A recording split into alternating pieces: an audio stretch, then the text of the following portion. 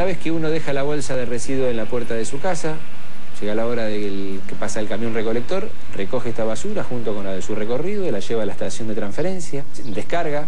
En la estación de transferencia, junto con las descargas de otros camiones, hasta llegar al volumen, digamos, del camión de transferencia, son compactados y estos camiones, a su vez, vuelven a llevar este residuo a los centros de disposición final del SEAMSE. Pasan por la balanza, son registrados en función de dónde vienen, tipo de residuo que viene, municipio, etc. Y se le asigna un lugar, una celda para que hagan la descarga y ahí se concreta la descarga. Un relleno está subdividido en módulos que a su vez están subdivididos en celdas, digamos, ¿no es cierto? A medida que se diseña y se va construyendo y operando el relleno, lo que se va haciendo es rellenando determinadas celdas. Puede haber celdas asignadas para distintas cuestiones, como por ejemplo residuos especiales o residuos industriales no peligrosos. Entonces se le asigna una celda especial, que es una ubicación geográfica donde tiene un determinado tratamiento, que es que el fondo, los lixiviados dentro de una celda van a un solo punto de donde pueden ser bombeados a la zona de planta de tratamiento. Y cada celda tiene un frente desde donde se va llenando, se va haciendo el vuelco, el compactado y el rellenado. Hay topadoras y demás que están acomodando ese residuo en el frente, digamos, que están llevando de la celda que se está rellenando en el relleno. Esto sería lo que la tecnología adecuadamente indica, digamos, ¿no? Un relleno sanitario tiene que tener toda una planificación que atiende una variedad de aspectos, digamos. En qué lugar se va a emplazar, qué cerca, digamos, cuáles son los impactos posibles para ese lugar, las vías de acceso, cuáles van a ser las rutas. Serían varios los factores que tendrías que tener en cuenta para hacer un adecuado cálculo de la distancia mínima de seguridad a la que tendrías que, digamos, aceptar una población. Pero en líneas generales se acepta una distancia de 2 kilómetros de la población.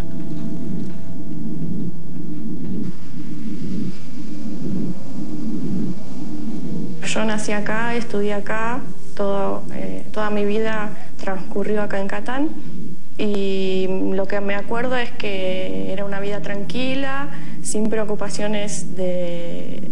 Cuando íbamos a la capital al médico o a algún paseo, era una felicidad llegar a casa, teníamos el campo enfrente, crecí viendo caballos, los atardeceres más lindos, ovejas, todo lo que es parte de la naturaleza lo teníamos acá cruzando 20 metros.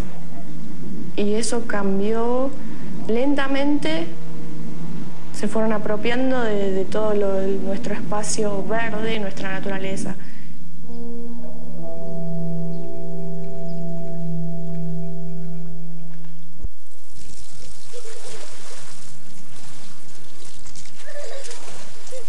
Cuando nosotros vinimos en el 78 se decía que iban a poner un cinturón ecológico y nosotros pensábamos que iba a ser como una onda verde, qué sé yo, no sé, la ignorancia en el momento, pero esto era,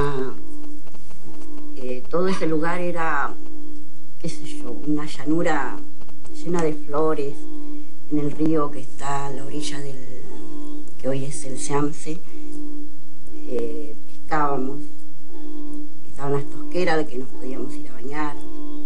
Era ver los caballos, el atardecer, o las ovejas o las vacas, y entre medio pasar un camión naranja, que eran los camiones recolectores de basura en esta zona en esa época.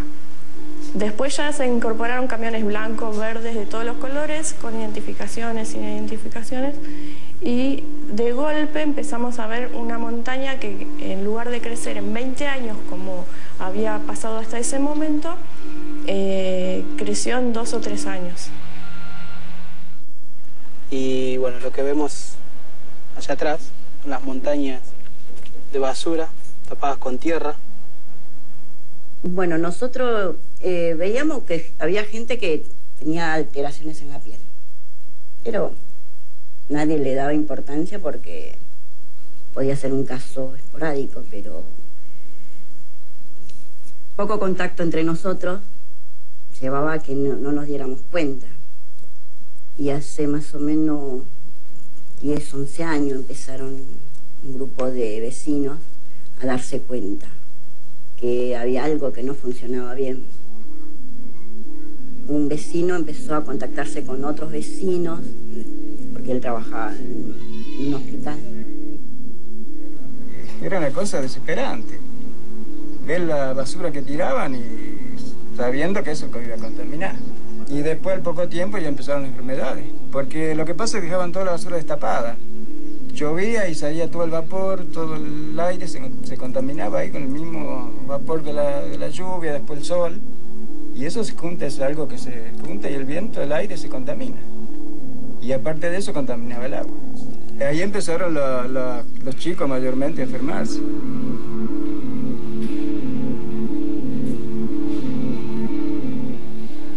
En ese desarrollo nosotros veíamos que en épocas de verano se exacerbaban las enfermedades transmitidas por el agua. El agua en malas condiciones, al no tener agua corriente, al no haber redes y ser todos perforaciones a veces en la capa freática, veíamos que las patologías más frecuentes en el verano eran las diarreas, las parasitosis. Y después en invierno veíamos los problemas respiratorios que se fueron durante el desarrollo de los años incrementando.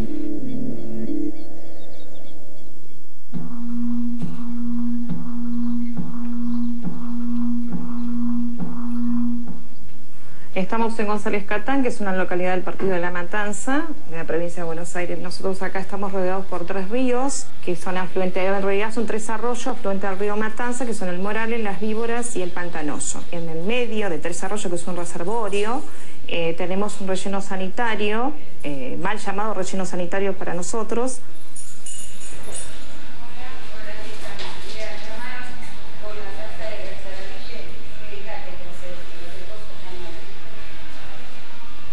Los canales de contaminación, el principal y fundamental, nosotros creemos que es el agua, y creemos después, eso creíamos, ¿no es cierto? Hoy está demostrado que es el agua. A principios del año 2003, luego de varias denuncias administrativas, logramos que desde los gobiernos provinciales y nacionales pudieran enviar unos peritos. Luego de las distintas pericias que se realizaron, se realizó una, la más importante para nosotros, que finalizó fecha exacta 27 de agosto del 2010 y en donde confirmamos nuestra sospecha definitivamente que los acuíferos Puelche y Pampeano, o sea, de donde se extrae el agua para consumo humano, ya sea desde una planta potabilizadora o desde los pozos semisurgentes que puedan realizar los vecinos, nos encontramos que los acuíferos, o sea, los ríos subterráneos, tienen cromo, plomo y arsénico. Con el correr de los años eso se fue complejizando, y eso que eran problemas estivales o de época se hizo como una meseta. Entonces los asmáticos, los alérgicos, los problemas respiratorios del invierno no se dejaban de ir en primavera y en verano. De ahí aparecieron las enfermedades tumorales. Entonces lo estival se transformó en anual y la patología más frecuente anual se fue complejizando con patologías tumorales, linfomas, leucemias, enfermedades graves que nos hacían pensar que algo estaba pasando. Bueno, yo tengo una púrpura trombocitopénica. Esta púrpura lo que hace es bajarte las plaquetas. Las plaquetas son lo que te ayuda a coagular la sangre. Me hicieron un montón de transfusiones de sangre y de plaquetas. Me hicieron un tratamiento con corticoides al que no respondí. Y obviamente me tuve que hacer una esplenectomía, que es, me extirparon el vaso. Y ahora, si bien los niveles están bien de las plaquetas, vos quedás con tu enfermedad. Y quedás con todo lo que te deja esta enfermedad. Por ejemplo, yo no tenía diabetes, ahora tengo diabetes, tengo colesterol, tengo presión, perdí los dientes, todavía no me puedo poner, la dentadura postiza porque no puedo tener sangrados.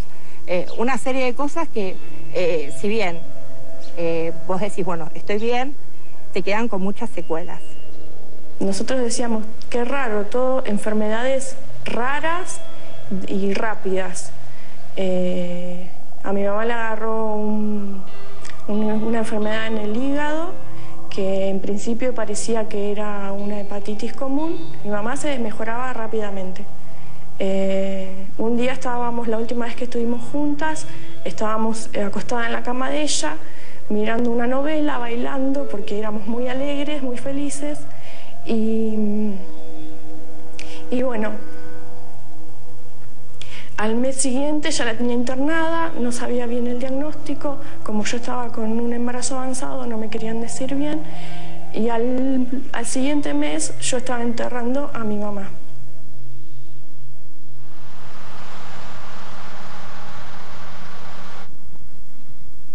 Mi hijo se empezó a enfermarse. Se empezó a sentir mal, que me dijo, mamá, me duele la garganta. Pero yo para entonces ni soñaba ni se me cruzaba que podía ser algo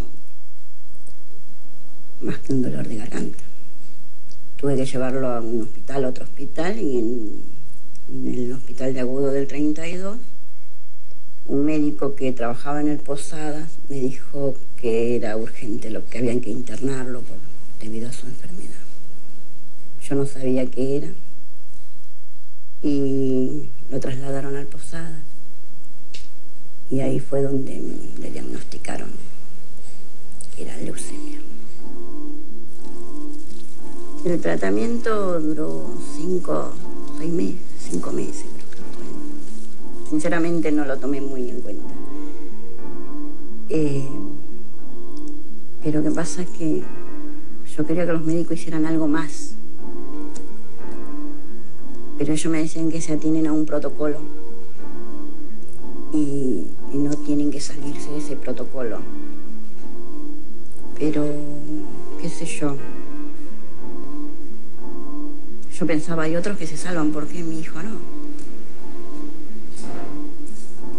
Y no, el tratamiento no dio resultado el que le daban con él, mediante el protocolo al que se dedicaban los médicos.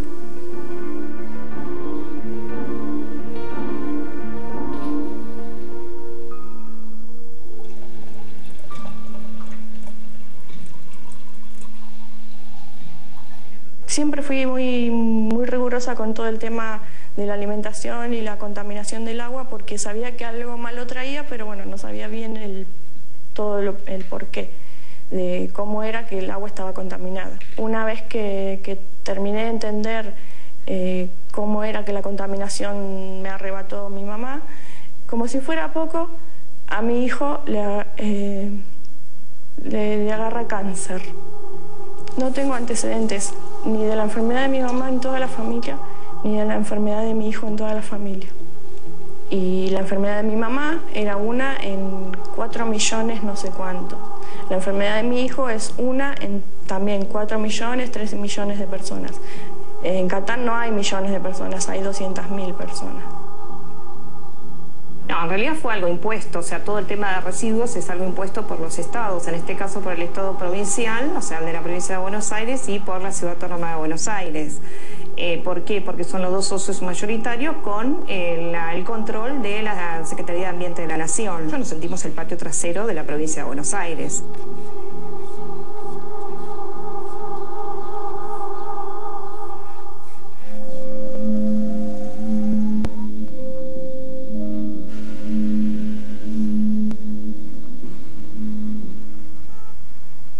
Uno de los principales problemas que atraviesan las megaciudades, las megalópolis, es justamente encontrar un lugar donde ponerlo. Empiezan, digamos, en zonas cercanas, como fue el caso de Domínico, en Avellaneda, en los años 80. A medida que las ciudades van creciendo, van quedando cada vez menos lugares posibles, se empieza a aumentar el conocimiento sobre la problemática de los rellenos, y al lado de esto el rechazo de las poblaciones, que obviamente no quieren estar expuestas o ser vulnerables a los impactos que le va a generar un relleno que, digamos, por la forma en que venimos operándolo y la habitualidad, digamos, en estos países como el nuestro, de nuestros usos y costumbres, va a haber un alto impacto y una alta vulnerabilidad, digamos, ¿no? Entonces, esto genera muchos conflictos sociales y digamos, uno de los grandes problemas es encontrarle un lugar para los siguientes rellenos, ¿no? Esto fue impuesto en épocas de la dictadura. En esa época también nací yo. Nadie preguntó, ¿quieren que les pongamos un basural que le arruinemos el ecosistema? Pero hace años que nosotros, la gente de Catán, y en eso coincidimos todos, queremos que lo saquen. Entonces el sentimiento es de estar solos y de que nadie nos escucha. Es muy triste lo que pasaba, muy triste. Con la gente, ¿no? Porque ya no lo trataban como ser humano. Lo trataban como, qué sé yo, como rata, como lo peor que podía haber. Porque te imaginas que vos, por ejemplo, van a tu casa y te tiran una bolsa de basura. Vas a notar a los 2 días un olor, a los 3 días otro olor, a los 10 días, ¿qué olor vas a sentir?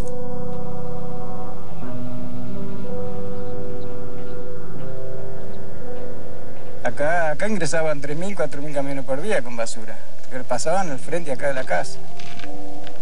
Y nada de eso, sino tirando, se le caían basura, ya te digo, de patológica, restos de hospitales, de todo, ¿va? Si bien la ley marca determinados controles con respecto a los residuos peligrosos, nosotros, sin embargo, acá hemos encontrado, dentro del relleno sanitario y fuera del relleno sanitario, justamente en el lecho del arroyo Morales, cromo hexavalente que fueron vertidos en forma, digamos, sin ningún tipo de control. En este relleno no hay celdas de tratamiento de residuos peligrosos, entonces eso significa que solamente pueden ingresar los residuos domiciliarios con determinados cuidados tecnológicos que jamás se implementó en el relleno de González Catán.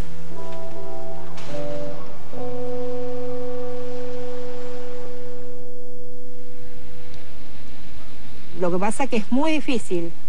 Al tener este tipo de enfermedades, los chicos, sobre todo los más chiquititos, no entienden, no comprenden bien lo que es esto de no poder estar, y influye también en ellos, porque a mí me costó terriblemente de tener que ir, nunca había tenido los chicos problemas de estudio, de relacionarse. Por ejemplo, te comento, mi nene más chiquito que tiene 9 años, me decía, ¿te vas a morir de vuelta? Cuando yo me iba, que tenía que internarme, él entendía que era morirme, él tenía 5 años. Entonces decía, no te preocupes, que si te morís volvés de vuelta. Te morís y volvés de vuelta. Entonces todo esto ocasiona problemas en los chicos. O sea, te modifica toda tu vida.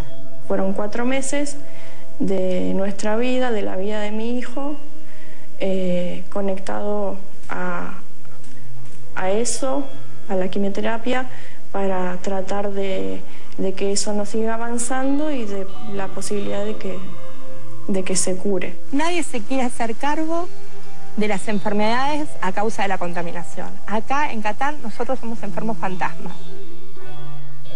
Ellos reconocen que hay metales pesados en el agua, pues no lo pueden negar a raíz de las pericias. Y que los residuos sí lo vertieron en ese lugar, pero que las leyes se los permiten. Y por otro lado, que no son responsables porque no lo efectúan intencionalmente. Eso es lo que, o sea, digamos como que tiran la responsabilidad hacia los gobiernos y no se hacen cargo de lo que ellos están haciendo. Lo que no puedo aceptar es que nos tomen por tontos, que nos falten el respeto como personas, como ser humano, como niños, porque se están los derechos de mis niños, de mis 3 hijos, los derechos el derecho a la vida no se está respetando, a la salud, a una educación. Mi hijo tuvo que dejar la escuela, tuvo que pasar por situaciones horribles que yo recién ahora las vi, y ni siquiera las viví porque las vivió él. Estuve ahí con él minuto a minuto, pero él lo sufrió. A él le dolían las venas, a él le dolían los pies, las piernas, le agarraban los calambres, tenía las pesadillas, taquicardia, de todo. Entonces me da mucho odio, mucha bronca que haya gente que tiene el poder para hacer algo y que no lo haga. Lo primero que tenemos que entender, tanto los pobladores como las autoridades en general y las distintas instituciones, es que todos somos afectados y todos somos responsables. Si empezamos por esas 2 cuestiones, vamos a resolver el problema de la basura, si no, no lo vamos a resolver nunca. Porque si no diferenciamos en casa los residuos, si no compramos menos residuos contaminantes, si seguimos utilizando bolsas de nylon, si seguimos juntando el cartón, el vidrio, el plástico con, qué sé yo, la cáscara de papas o de naranjas, vamos a seguir contaminando. Y si no tomamos conciencia de que cada papelito cada residuo que nosotros vamos y tiramos al cesto de la cocina, cesto de basura de la cocina, estamos manejando un arma mortal. Si no tomamos conciencia de eso, no vamos a resolver el problema de la basura. La gente deja la bolsa de basura en la puerta de la casa y se olvida por completo. De hecho, abre la ventanilla de un auto en el medio de una ruta y la tira por la ventana y ya piensa que ya no es más su problema, digamos, como si alguien fuera a pasar por el medio de la ruta a recoger esa botellita de plástico que alguien tiró por algún lugar, o que esa bolsa mágicamente desaparece en la puerta de la casa. Junto con eso, digamos, este aspecto cultural, digamos, de la gente de desatender, ¿no? Es una comodidad propuesta por el sistema, no hacerse cargo de lo que uno genera, digamos. Uno se tiene que dedicar a consumir. Los residuos son considerados, obviamente, como la resultante, digamos, de la ineficiencia del sistema, digamos, de consumo que estamos viviendo, que es predador e ineficiente, digamos, ¿no? Y promueve el derroche por completo justamente para seguir consumiendo, digamos, ¿no? Pero la gente no tiene noción de que es responsable de lo que genera y del impacto que genera. Por eso la importancia de la educación ambiental. Nadie resuelve un problema que no sabe que tiene. Yo veo los camiones que siguen pasando y siguen tirando basura y es como una burla. Así que uno por ahí cree que poniendo la bolsita de basura en la vereda, ahí terminó la historia. Saco los pañales de mi hijo, los pongo en una bolsita en la basura y chao. Se lo llevó el camión y desapareció. Por arte de magia, la bolsita de basura desapareció. Y no desapareció. La basura, ese pañal, lo que sea que uno tira, todo junto, porque yo no vi que nadie lo separe, no termina ahí. Está en cada una de las personas que estamos viviendo acá en Catán, de las que vivimos, de las que se fueron. Alguna gente se pudo ir, pero se llevaron en su cuerpo, en su sangre, en su vida, un poco de la basura de tantos años hasta ahora. Y yo me voy a ir, me voy a llevar a mis hijos a donde pueda, voy a buscar lo mejor posible, pero también me voy a llevar un poco de toda esta basura. Y esa misma basura va a ser la que me va a llevar a mí, como se llevó a mi mamá y como se quiso llevar a mi hijo.